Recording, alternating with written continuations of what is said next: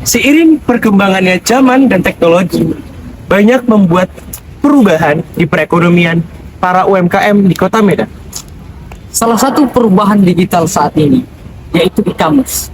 E-commerce merupakan salah satu transaksi jual beli yang dilakukan secara online. Contohnya seperti transaksi-transaksi yang dilakukan melalui media Instagram, Shopee, ataupun Lazada. Di sini kami telah melakukan riset di Pajak Usu Medan Selayang tentang dampak dari e-commerce terhadap pelaku-pelaku UMKM.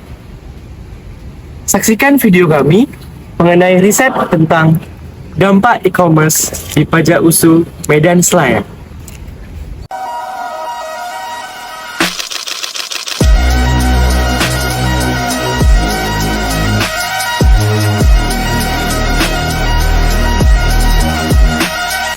Halo Bu, dengan Ibu siapa? Namanya saya Bu Emi. Dengan Bu Emi. Ya. Baik Bu, ini toko udah berapa tahun? Jadi aku kebakaran itu lah 2011. 2011 ya, lama juga ya Bu ya? Ya. Nah, ini kan kemarin habis pandemi COVID-19. Ya. Jadi kira-kira waktu masa pandemi itu apakah toko ini mengalami yang namanya penurunan atau penjualan? Oh ya, ada juga lah daripada biasa ada penurunan. Penurunan ya Bu. Nah, jadi kan sekarang ada yang namanya juga transaksi online atau penjualan online kayak Shopee, Lazada gitu kan Bu. Jadi kira-kira memang ada juga dampak dari pelaku-pelaku UMKM contohnya seperti ibu-ibu di toko ini yang mengharapkan penjual datang ke toko. Apakah ada juga dampak terhadap bukannya e-commerce tersebut? Sudah Berkurang jualannya berkurang ya Bu. Jadi ibu melakukan transaksi online atau enggak? Enggak, saya enggak ada online. Berarti kira-kira kedepannya entah 1 tahun kedepannya melakukan atau ada keinginan untuk melakukan penjualan online atau tidak? Oh, enggak kali. Soalnya saya matanya udah kurang ini dengan nampak lagi. Oh, HP-nya HP biasa itu aja nya. Enggak HP online apa itu. HP Android. berarti kesimpulannya ibu ini tidak melakukan yang namanya transaksi online untuk kedepannya dikarenakan karena keterbatasan dalam segi pemakaian alat media sosial itulah. Oke, baik, terima kasih ya Bu ya. Iya. Iya. Oke teman-teman, kita lanjut. Kita sekarang lagi ada di toko Nia Sandal. Kita dengan siapa? Nia. Izin Kak, kami mau nanya, Kakak udah berapa lama buka di sini Kak? Baru jalan 2 tahun. Oh, baru jalan tahun. Berarti setelah COVID ya kan? Berarti Kakak sebelumnya ada penjualan online nggak Kak? Oh, berarti Kakak hanya mengandalkan pelanggan yang datang secara offline di tokonya. Iya. Jadi kan sebelumnya Kakak mengandalkan pelanggan yang datang ke toko. Sedangkan di era digital ini banyak yang udah pemesanan, orang-orang udah malas ke toko-toko kan Kak. Jadi kan orang belanjanya online. Jadi berdampak nggak untuk toko Kakak? Pastinya berdampak kan. Setelah sekarang ada kita dari rumah aja gitu. Iya, pasti rumah ada juga agak sepi gitu kan secara offline. Jadi ini planning Kakak ke depan atau rencana ke depan ada ingin membuka secara online nggak? Pengen sih, cuma tuh lagi ada untuk apanya secara online selain e-commerce lain gitu kan. Aplikasi-aplikasi online itu. Berarti Kakak ada rencana membuka di aplikasi online contoh seperti Shopee, tapi Kakak nggak tahu cara untuk mendagangkannya. Udah bikin, cuma belum jalan gitu. Maksudnya belum ada pembeliannya atau belum ada istilahnya pertanyaan masuk gitu, belum ada istilahnya pengen barang, nggak ada penjualan di Shopee itu belum ada gitu. Oh, berarti Kakak udah menjalankan di online. Ya, cuma belum naik lah. Jadi Secara offline aja yang istilahnya berjalan. di sini Kak Nia sebenarnya sudah membuka aplikasi secara online, tetapi untuk pelanggan belum ada yang membeli. Berarti toko Kak Nia menjalankan e-commerce, tapi belum ada pelanggan. Terima kasih banyak atas tempat dan waktunya. Iya. Oke, kali ini kita di toko Asniat Mukena. Kalau boleh tahu dengan Ibu siapa? Oh, Ibu Asniat. Kalau boleh tahu, Ibu Asniat udah berjualan berapa lama? Udah lama ya, Bu. Kalau boleh tahu, penjualan waktu COVID itu mengalami penurunan atau tidak?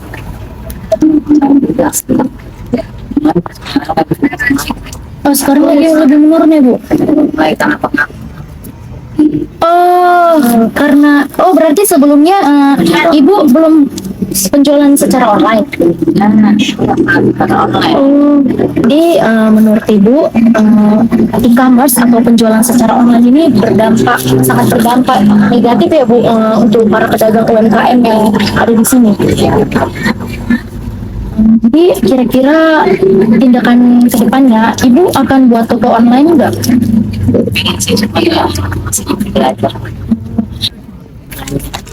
Lebih jangkauan luas ya orang-orang. Kalau di sini kan pasti wilayah-wilayah sini aja yang datang.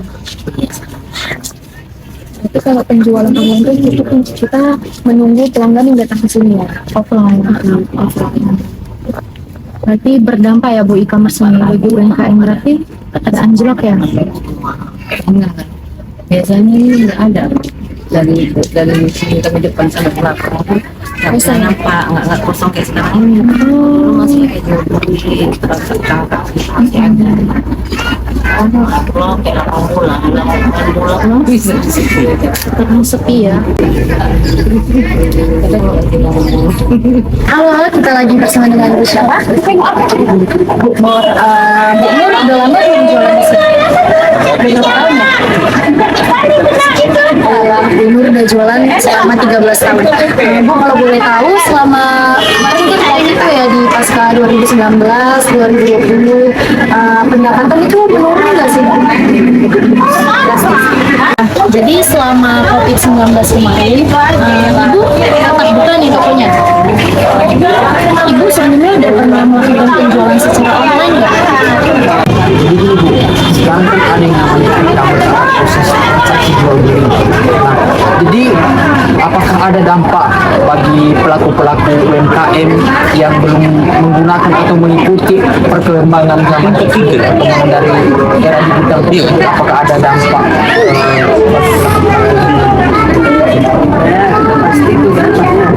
Dampaknya kira-kira apa aja? Penjualannya menurun ya, Bu, dan pembeli berarti hanya bisa langsung ke toko ini ya, Bu, karena Ibu tidak melakukan secara online. Berarti berdampak ya, Bu, e-commerce ini karena Ibu tidak menggunakan. Oke, baik. Halo guys, kali ini kami lagi di Hello Strawberry. Nah, di sini kami ingin tanya-tanya mengenai UMKM, mengenai e-commerce. Nah, di sini kami bersama kakak siapa? Nah, kalau boleh tahu kakak sudah berapa lama berjualannya? Dari tahun 2019 sampai sekarang. Oh, berarti udah 4 tahun ya kak ya? Iya, betul. Nah, kakak kan udah lama nih berjualan. Selama masa COVID, apakah penjualannya mengalami penurunan atau tidak? Itu sudah pasti mengalami penurunan. Mana sih cara kakak mengatasinya? Kita mengatasinya dengan cara berjualan online maupun offline. Contohnya seperti Gojek atau Grab ya? Iya, benar sekali. Menurut kakak, internet ini membantu usaha kakak nggak sih? Kurang lebih membantu juga. Nah, di sini kan kakak menggunakan Gojek nih. Dengan kakak menggunakan Gojek dan penjualan secara online, menurut kakak penjualan kakak meningkat tidak? Meningkat, membantu juga. Oh, berarti di sini kita dapat simpulkan kalau kakaknya menggunakan penjualan secara online atau kita biasa sebut e-commerce. Nah, menurut kakak ini e-commerce itu sangat membantu dalam penjualan stand mereka. Oke Kak, terima kasih ya Kak atas waktunya. Halo, hari ini kita berada di toko Nanda Kosmetik. Ini yang bertempat di Pajak Susu. Nah, kita di sini langsung mau wawancara sama kakaknya yang pemilik toko.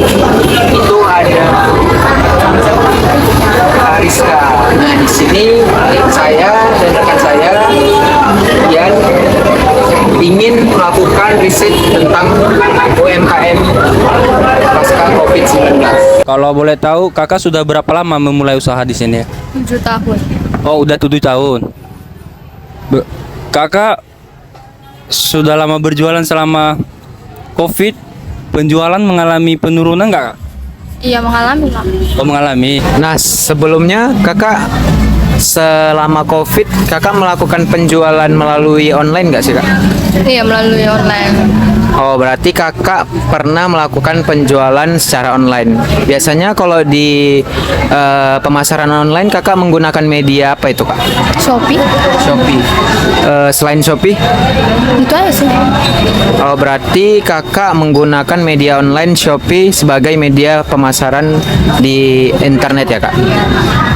Menurut kakak, selama pemasaran di media online meningkatkan penjualan nggak, Kak? Ya membantu. Membantu.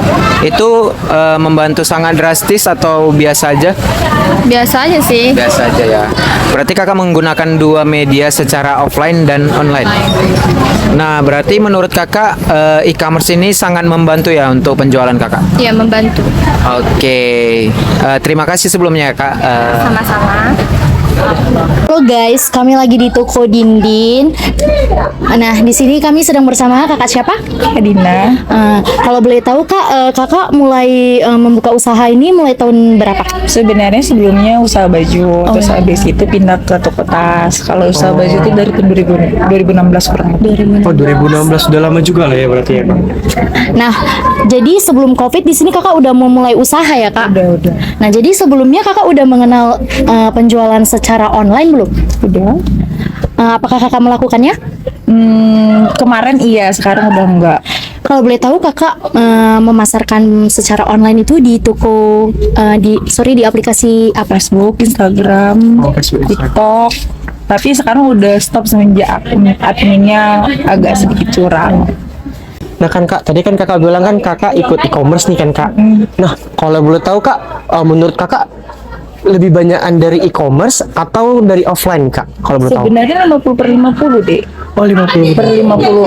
Kalau kita dia e-commerce itu dia tergantung dengan adminnya, tergantung sponsor kita, promosi kita, gitu kan. Tapi kalau dia offline ini kan kita juga tergantung kita juga yang memarketingkannya seperti apa, menyewaskan seperti apa, menawarkannya seperti apa. Oke Kak, terima kasih ya Kak soal ilmu tadi terus kan Kak. Nah, ini kan saya mau tanya nih Kak, kan saya mahasiswa nih kan Kak. Terus kan Kak, kan pas waktu itu kan ada masa COVID nih Kak. Benar. Nah, pas COVID kemarin itu Kak, gimana Kak penjualan di toko itu Kak? Apakah bagus, apakah menurunkah, atau apakah Kak punya inisiatif ataupun cara lain gitu Kak supaya untuk meningkatkan penjualan di toko? Kalau misalnya masa COVID itu drastis banget lah penjualan, omset itu sangat-sangat drastis ya. Turun ya? Iya. Kalau sempat lagi pas ini seminggu ditutup ya. Oh, karena COVID kemarin ya kak? COVID itu selama seminggu awal itu ditutup. Udah, ya kita larinya mau nggak mau ya ke online kan, online. Tapi berdasarkan itu kan kita juga punya pelanggan itu kan tetap kabarin Kak, ada barang ini Kak, ada barang ini, tetap kita jual dengan via BBM. Dulu zamannya BBM, lari ke Line, ke WhatsApp, ya gitulah. Oh, berarti Kakak udah mulai e-commerce-nya udah lama juga ya Kak, dari zaman BBM. Dari zaman BBM. Di zaman dulu aku kuliah juga bagian sama. Oh sama ya. Kakak juga S2-nya manajemen. Oh iya. Kakak S2 manajemen. Kakak udah paham lah ya e-commerce. Jadi menurut kakak nih ya selama pasca COVID kemarin e-commerce itu membantu lah ya dalam penjualan kakak. Sangat membantu. Sangat membantu lah ya Kak. Sekarang kan orang udah canggih ya. Iya, teknologi Mama aja sekarang diwajibkan tuh canggih. Iya Kak. Sekarang aja uang itu aja ada e-money kan? Iya bener-bener. Kakak nerapin juga e-money di sini? Nerapin ada. Dalam pembayaran ada pembayaran semua bank ada. Sekarang QRIS ada, transfer ada, Dana ada, OVO ada semua. Mulai lengkap ya guys ya. Jadi di sini lengkap. Jadi kalau kalian mau beli tas gitu kan, tas harga murah, bisa datang ke Dindin di Dindin Store, itu jualan tas. Nah, di sini jualan tas, kakaknya juga ramah juga loh guys. Nanti kalian bisa datang kemari di Pajak Usu. Ini atrium berapa Kak? Ini lorong 3. Di lorong 3. Oke? Dekat musola. Kak, terima kasih ya Kak. sama-sama. Informasinya ya Kak. Semoga laris jualannya ya Iya, Kak. makasih ya. Makasih. Tahun 2019 menjadi tahun yang kelam bagi para pedagang UMKM, terutama di Pajus Pajak Usu Medan di pada bulan. Dan ini adalah salah satu contoh dari dampak COVID-19. Dan sampai saat ini toko ini masih tutup. Nah, setelah kami melakukan riset kepada beberapa pedagang, di sini kita dapat menyimpulkan bahwa e-commerce sangat berdampak pada pelaku UMKM dalam penaikan pemasukan penjualan para UMKM.